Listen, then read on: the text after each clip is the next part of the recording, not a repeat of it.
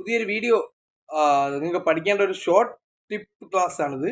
അതായത് ഞാൻ പ്രതീക്ഷിക്കുന്ന പുതിയൊരു ചോദ്യം, അതായത് എക്കൽ മണ്ണിൽ കൃഷി ചെയ്യുന്ന വിളകൾ ഏതൊക്കെയാണ്? അങ്ങനെ ഒരു ചോദ്യം വേണമെങ്കിൽ വരാം. എക്കൽ മണ്ണ് എന്ന് പറഞ്ഞാൽ നമുക്കറിയാം, ഇന്ത്യയിൽ ഏറ്റവും കൂടുതലുള്ള മണ്ണാണ് എക്കൽ മണ്ണ്.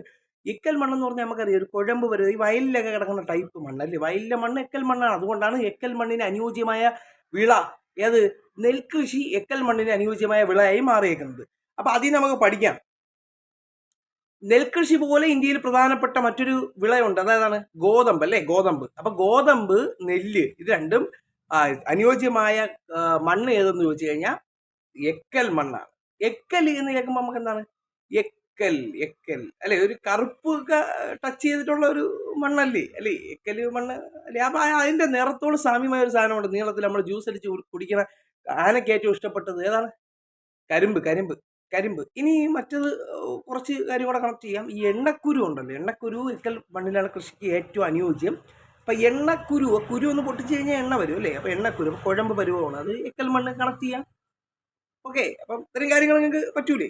ഇനി അതേപോലെ പുകയില, നിങ്ങൾ മുറുക്കാൻ ഉപയോഗിക്കുമ്പോൾ പുകയില വാങ്ങിച്ച് അതിൽ മിക്സ് ചെയ്യൂലേ. ഒരു വേണമെങ്കിലും പുകയില മുറുക്കാത്തതായിട്ട് ആരും കാണൂല. അപ്പം ഈ പുകയില നമ്മൾ ജസ്റ്റ് ഇങ്ങനെ ഞെരടി നോക്കിയാണ്, അതിൽ നിന്നും വെള്ളത്തിന്റെ ഒരു അംശം കാണും അല്ലേ. അപ്പം പുകയിലയും ഏതാണ് ഈ എക്കൽ മണ്ണാണ്. അപ്പൊ എക്കൽ മണ്ണിലാണ് കൃഷി ചെയ്യുന്ന രണ്ട് പ്രധാനപ്പെട്ടത്, ഒന്ന് നെല്ല്, ഗോതമ്പ്, കരിമ്പ്, എണ്ണക്കുരു. കണക്ട് ചെയ്യാമേ. പുകയില കണക്ട് ചെയ്തൂടെ? 5 ഐറ്റം സുഖമായിട്ട് കണക്ട് ചെയ്യാം. ഓക്കെ.